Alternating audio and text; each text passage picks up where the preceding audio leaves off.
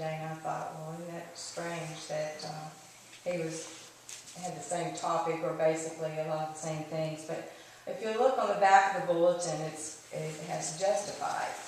And that's why I had Pauline read that passage from Romans. And I have in here, I'm going to read the Living Bible translation in just a little bit. But back in January, probably in December, I had thought that if nobody else wanted to do our UMW Sunday, that I would do the sermon that Sunday. And at first nobody was volunteering, so I thought, well, I'll just go ahead and do it. And I've written some things down. Well, then if I decided to do it, so I told Kendall, I said, well, if you ever, need somebody to fill in, I said, I've got something I want to say. So last week he said, well, I need to be at my grandson's dedication, and you still want to do it? And I said, well, yeah. So he gave me the bulletin, and it had justified and the little story on the back of it. And so I tried to tie in with what I had written before, and it didn't. I couldn't make it jive. And I sent it to Kendall, and I said, and he said, I had two different thought patterns going. So I, went in and redid it, and this is what I came up with. Webster's Dictionary lists one of the definitions of justified is to prove or to show or to be just, right, or reasonable. How can we incorporate that into our lives? When I sent that to Kendall, I told him, he said, I really thought that you were going to talk about this past year. I had a lot of health problems, and they were, nobody could diagnose what was wrong with me. And it was a very scary time. And my church family was there for me all the time. And, at first I prayed that God would give the doctors an answer to what was wrong with me so that I could get well. And just, a month went on, and another month, and so I thought, well, maybe, I don't feel like me, you're kind of impatient, and you want that answer right now.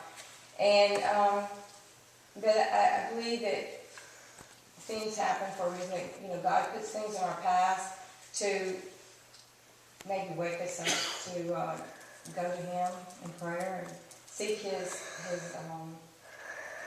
guidance. And so then my prayer was more for just God to do His will in my life, and whether it was good or bad. I didn't want it to be bad, but at one time I even thought I had ALS, and I certainly didn't want to have that. I saw Paul, how he had to deal with his illness, and I'm telling you, he was one remarkable person. And I told Kendall one time, I said, if I ever get like that, I want to be like Paul. Not Paul in the Bible, I want to be like Paul Terry. He was so strong, and never complained. Well, I never complained. The names might have. But, he was here almost every Sunday, and just stayed so positive. And I know God had to have a hand in that. He had to, for him to be able to live the life that he had to go through. And so,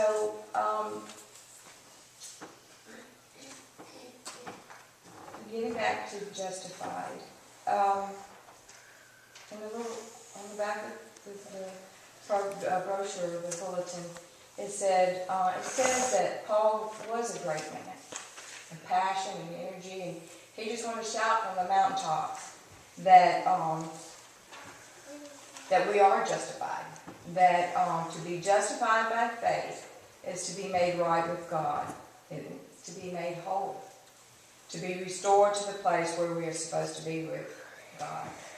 And as I said, I think that there are things that are put into our life that will bring us closer to God. Some of them we don't understand. Of course, the bad ones we don't understand and don't like. But I do think they do help us grow stronger.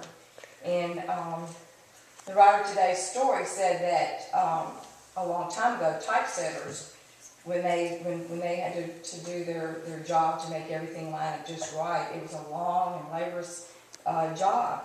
And now today, with our computers, all you have to do is just hit a button and everything's just lined up just perfect, you know. And so, gosh, wouldn't that be nice if we could just hit a button and everything in our life would just be perfect, just run perfectly.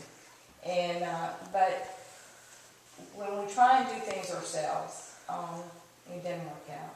You know, you might have an instant gratification, and you might, you know, things may go along good for a little while, but without God in your life, it's not gonna last. It's gonna, you know, you've got to. It's just a temporary solution, and it's a band-aid. We have to be willing to trust God to take care of us. I know personally, and even Jerry said this morning, you know, you look up to him and to Pastor Kendall. I mean, you think they just got it all together and they're pastors and they know, I mean, they just know everything. That they don't forget to pray about certain things. But, I mean, Jerry hasn't told me this, but Pastor Kendall's told me that there's been times that things come up and he does pray right at first. And I don't like to use the word habit, but I guess it's something that you need to get into and get used to. And personally, I know when I do pray, I do get, an inner peace. I feel better about the situation. I know that God's hearing me and looking after me.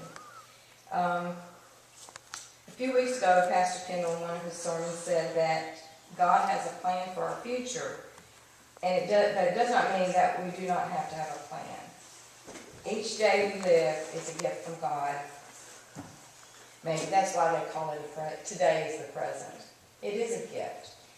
And to open up this gift, we must be able to start each morning with gratitude, not attitude.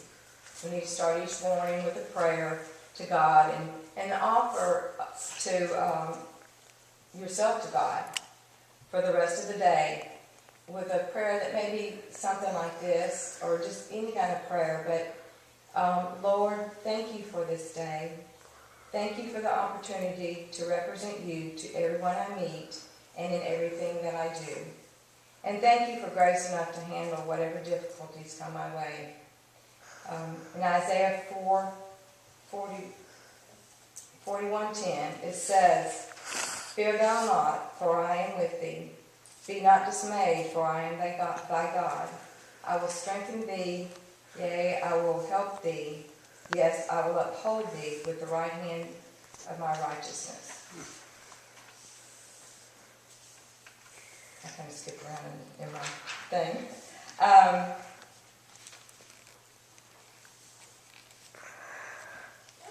This is Romans, also the same passages that Pauline read, but it's from the Living Bible, and I wanted to read it. I really like the words, what it said. It says, we can rejoice too when we run into problems and trials, for we know that they are good for us. They help us learn to be patient.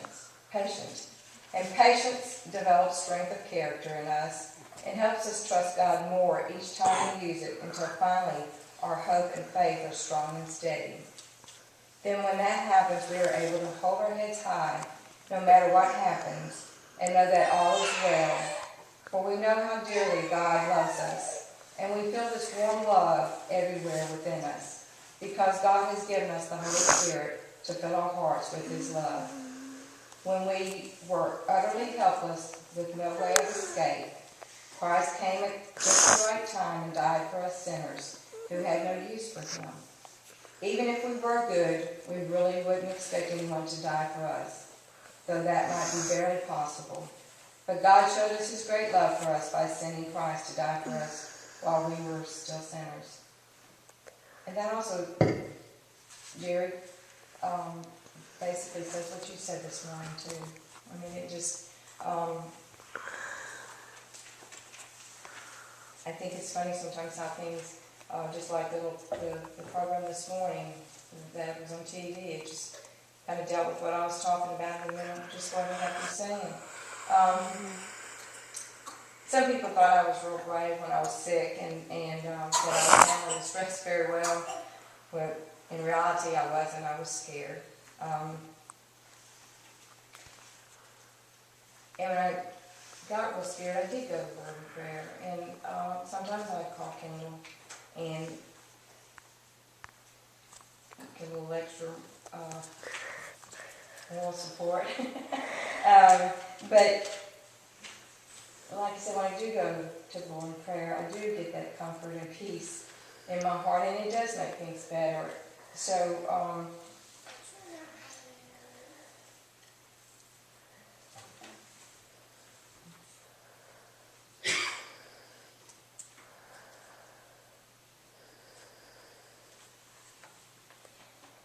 towards the end of the story, on the back of the bulletin, it says that we are instantly made right with God, not by what we do, but by what God has done for us in Jesus Christ. And trying to do things on our own, it's not going to get it done. This week, going into Shreveport, on one of the churches, there was a sign that said, 7 days without prayer makes a week. Not makes you weak. No, let's see how does it go. Makes 1 week. And not W-E-E-K, but W-E-A-K. And, which is true, but I think they should have added something on there. 1 day without prayer makes 1 week. Think about starting each day with a prayer. Asking God to help you through the day. And help to give you the grace to handle whatever comes your way. Start your day with gratitude, not attitude.